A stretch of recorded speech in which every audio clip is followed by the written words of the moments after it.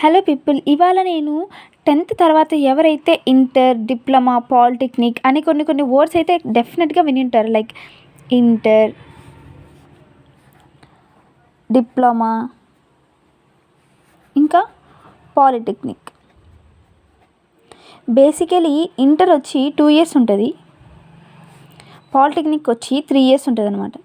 ఈ పాలిటెక్నిక్ అనేది ఏంటి అంటే ఇవాల్టి వీడియోలో నేను జస్ట్ మీకు డిప్లొమాకి పాలిటెక్నిక్కి ఉన్న డిఫరెన్స్ ఏంటి అనేది అయితే చెప్పాలి అని అనుకుంటున్నాను. డిప్లొమా అనేది క్వాలిఫికేషన్ అనమాట. అంటే పాలిటెక్నిక్ అనేది 3 years ఉంటుంది డ్యూరేషన్. ఇది వచ్చి టెక్నికల్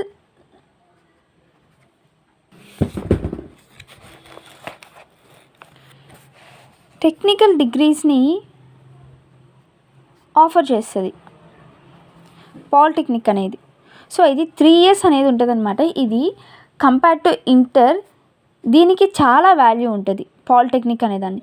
ఈ 3 years ఆఫ్ కోర్స్ని మనం ఫినిష్ చేసిన దాన్నే మనం ఏమంటున్నాము అంటే డిప్లొమా అని అంటున్నాం.